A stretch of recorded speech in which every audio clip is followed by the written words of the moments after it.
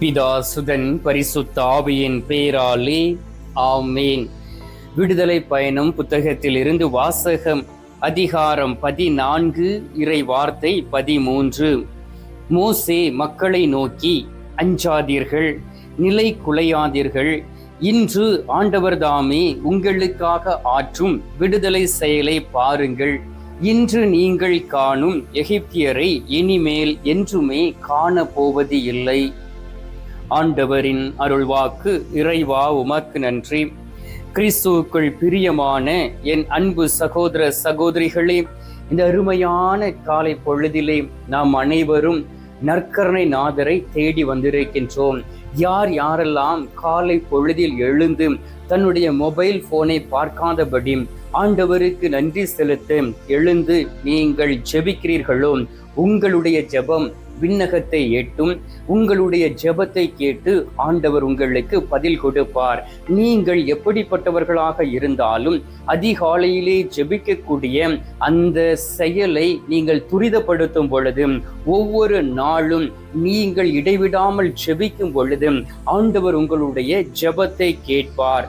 இந்த நாளிலே ஆண்டவர் உங்களையும் என்னையும் பார்த்து சொல்லுகின்றார், இன்று நடக்கக்கூடிய அந்த போரை நீங்கள் காணுங்கள் என்று சொல்லுகின்றார். உங்களுக்காகவும் எனக்காகவும் ஆண்டவர் போர் புரிந்து கொண்டு இருக்கின்றார். எதற்காக? நீங்களும் நானும் இந்த உலகத்திலும் மறு உலகத்திலும் வாழ்ந்திருக்க வேண்டும் என்பதுதான் அவருடைய எண்ணமாக இருக்கின்றது. உங்களை தாயின் கருவறையில் இருக்கும் பொழுதே தேர்ந்தெடுத்த கடவுள், பெயர் சொல்லி அழைத்த கடவுள், பாதுகாத்த கடவுள். நீங்கள் இந்த உலகத்தில் ஒரு பாவியாக, ஒரு ரவுடியாக, நீங்கள் பாவத்திற்கு மேல் பாவம் செய்து ஆண்டவருடைய மகிமை இழந்து போகக்கூடியவர்களாக இருக்க வேண்டும் என்று சொல்லி நற்கருணை நாதர் விரும்புவது இல்லை. ஒவ்வொரு நாளும் அவர் உங்களை பலப்படுத்துகின்றார். அன்பார்ந்தவர்களே, அமலேக்கியரோடு நடக்கின்ற ஒரு யுத்தத்தை நீங்கள் காண வேண்டும். கீழே யோசுவா என்பவர் இருந்து இருக்கின்றார். மேலே மோசே தன்னுடைய கரங்களை உயர்த்தி ஆண்டவரை நோக்கி ஜெபிக்கின்றார். கீழே இருந்த யோசுவாவானவர் கையிலே வாளோடும் ஈட்டியோடும் இருந்து போர் செய்து கொண்டு இருக்கின்றார். ஆனால் மலைக்கு மேலே அமர்ந்து ஜெபித்த அந்த மோய்சனுடைய கைகளிலே கடவுள் கொடுத்த அந்த கோல் இருந்தது. அன்பார்ந்தவர்களே, போரில் 2 வகைகள் இருக்கின்றன. அமைதியான முறையில் நடந்து கொண்டு இருக்கக்கூடிய போர்கள், அதிகாரத்தினால் பயன்பட நடக்கக்கூடிய போர்கள், ஏழை எளிய மக்களை ஒடுக்கக்கூடிய போர்கள் என்றே சொல்லி பல வகையான போர்கள் இருக்கின்றன. நமது இந்திய தேசத்தில் நடப்பது என்ன? மாணவ மாணவிகள் அமைதியான முறையில் போர் செய்து கொண்டு இருக்கிறார்கள். ஏனென்றால் அவர்களுக்கு கிடைக்கக்கூடிய அந்த உரிமை கிடைக்க வேண்டும் என்றே சொல்லி அவர்கள் அரசாங்கத்தோடு வேண்டிக் கொண்டு இருக்கிறார்கள். ஆனால் அரசாங்கம் செய்தது என்ன? அவர்களை அடக்க வேண்டும். அடக்குமுறையை ஏவி விட்டார்கள். அடக்குமுறைகளை ஏவ என்ன நடக்கும் தெரியுமா? மக்களும் இளைஞர்களும் குதித்து எழுவார்கள். அதே போல்தான் ஒரு சாதாரண ஒரு யுத்த களங்களும் உண்டு. இந்த உலகத்தில் நாம் பார்க்கின்றோம். கால்நடையாக சென்று பீராங்கிகளும் துப்பாக்கிகளையும் வைத்து போர் செய்யக்கூடிய இராணுவ வீரர்கள் உண்டு. அவர்கள் காலால் படை என்று அழைக்கப்படுகிறார்கள். அதே போல் விமானங்களில் சென்று குண்டுமலை பொழிந்து அழிக்கக்கூடிய போர் வீரர்களும் இருக்கின்றார்கள். 2 வகையான போர்கள் நடக்கின்றன. அவர்களுடைய எண்ணம் இந்த தீமைகளை அழிக்க வேண்டும் அல்லது மக்களை அழிக்க வேண்டும் என்று. ஆகாயத்தில் நடக்கக்கூடிய அந்த போரும், அந்த நடந்து சென்று அந்த நாட்டை பிடித்து தன்வயப்படுத்தி கொண்டு இருக்கக்கூடிய போர்களும் உண்டு. அதே போல்தான் இந்த உலகத்திலே கடவுளால் தேர்ந்தெடுக்கப்பட்ட பிள்ளைகள், அவர்களை ஆண்டவர் அனுப்புகின்றார். குருக்களாக இருக்கலாம், அருட்சகோதர சகோதரிகளாக இருக்கலாம், அல்லது ஆண்டவருடைய வார்த்தையை அறிவிக்கக்கூடிய நற்செய்தி பணியாளர்களாக இருக்கலாம். எதற்காக அவர் திருச்சபையில் இருந்து கடந்த 2000 ஆண்டுகளாக இன்னும் மக்களை தேர்ந்தெடுத்து அனுப்பி கொண்டு இருக்கிறார் என்றால், இயேசுவை பற்றி அறிந்து கொள்ள வேண்டும், கடவுளை பற்றி அறிந்து கொள்ள வேண்டும். மிஷனரிமார்கள் ஒவ்வொரு நாட்டுக்குள்ளும் கடந்து செல்லவில்லை என்றால் இந்த நாளிலே இயேசு அறிவிக்கப்பட்டு இருக்க மாட்டார். அவர்களை அனுப்பும் பொழுது ஜெபித்து அனுப்புகிறார்கள். எதற்காக ஜெபிக்கிறார்கள்?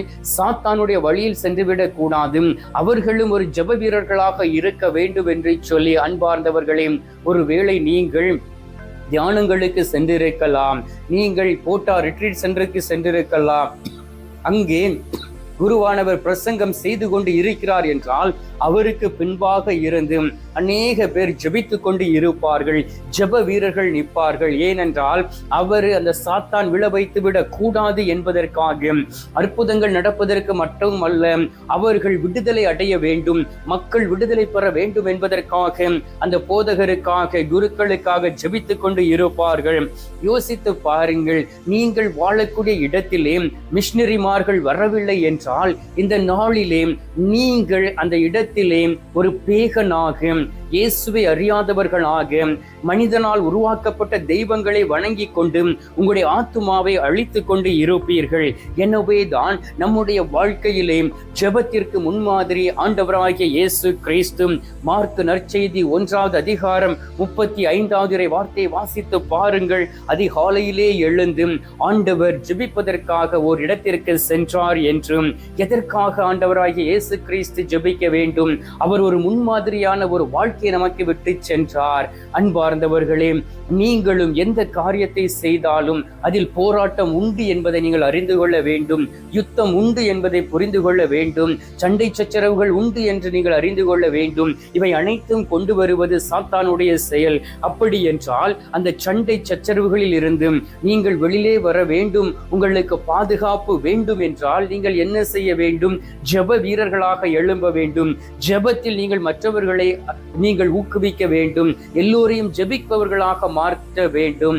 அன்பார்ந்தவர்களே, இப்பொழுது என்ன நடந்து கொண்டு இருக்கின்றது உலகத்தில் நீங்கள் பாருங்கள்.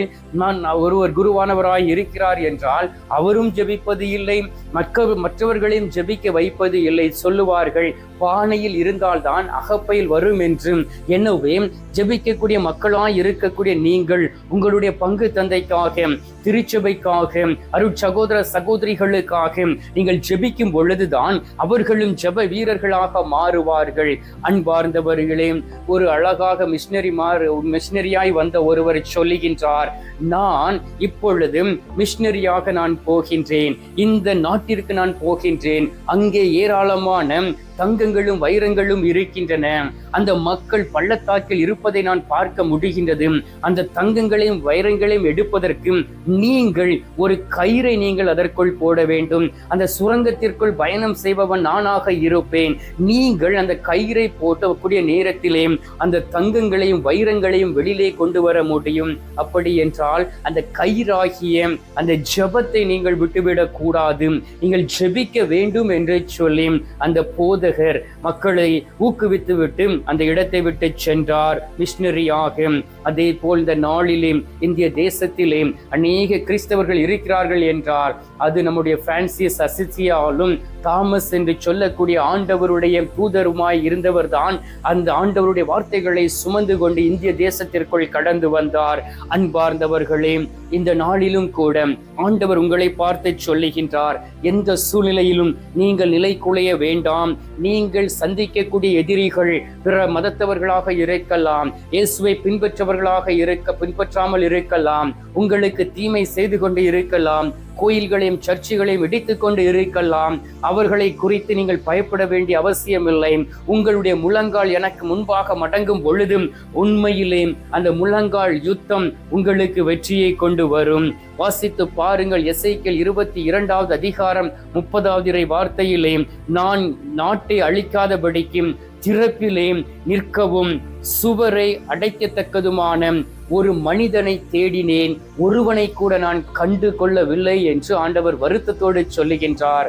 அன்பார்ந்தவர்களே, கத்தோலிக்க திருச்சபை என்றும் நாம் எல்லாவற்றையும் பிடித்து கொண்டு இருக்கின்றோம். உண்மையிலே நாம் ஜெபிக்கிறோமாம்? புனிதருடைய வாழ்க்கையை பாருங்கள், அப்போஸ்தலருடைய வாழ்க்கையை பாருங்கள்.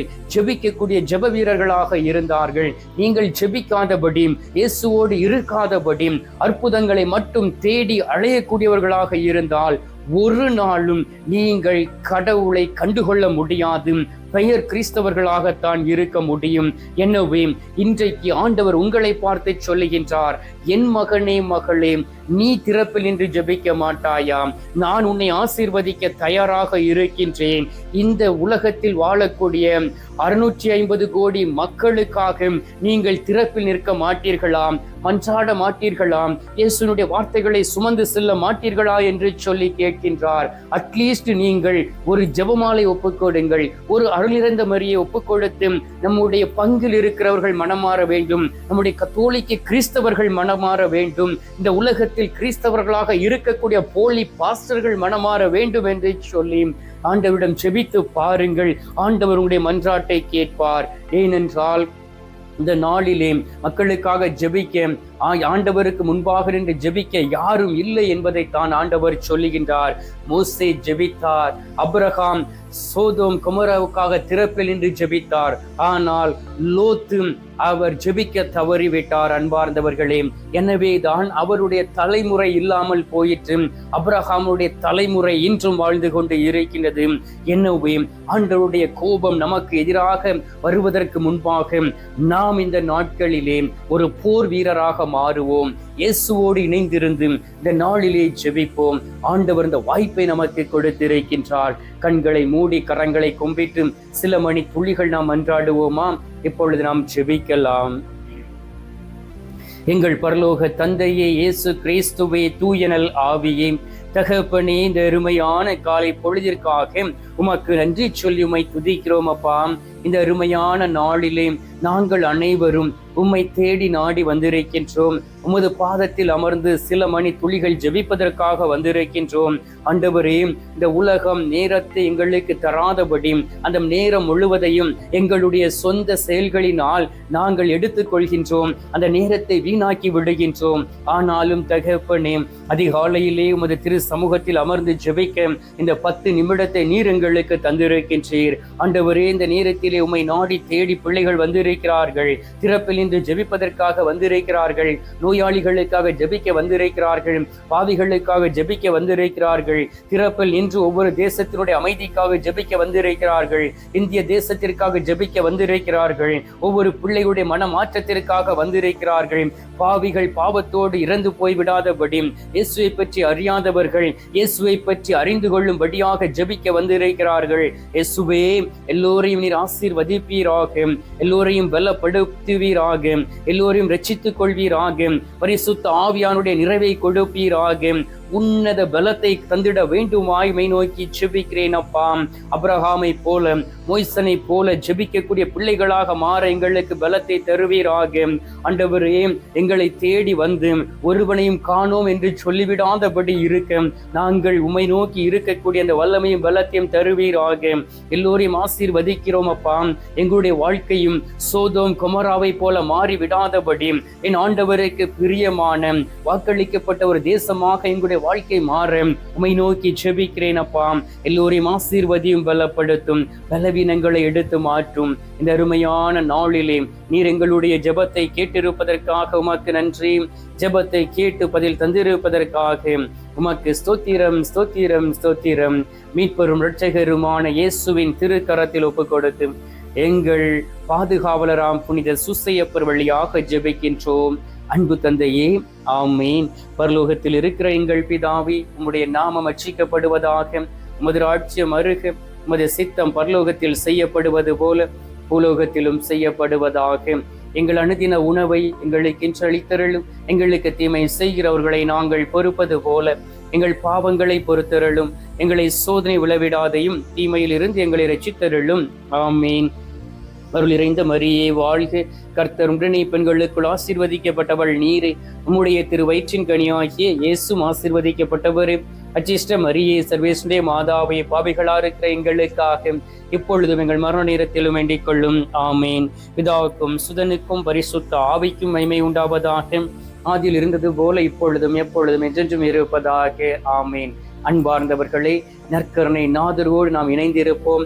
அவர் கண்டிப்பாக நம்மை ஒரு ஜெப வீரராக மாற்றி ஒரு யுத்தத்திற்காக அழைத்து செல்வார். இப்பொழுது அவர் தரும் ஆசீர்வாதத்தை பெற்றுக்கொள்வோம்.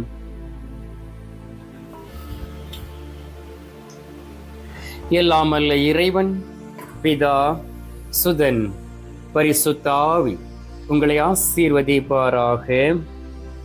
ஆமீன்.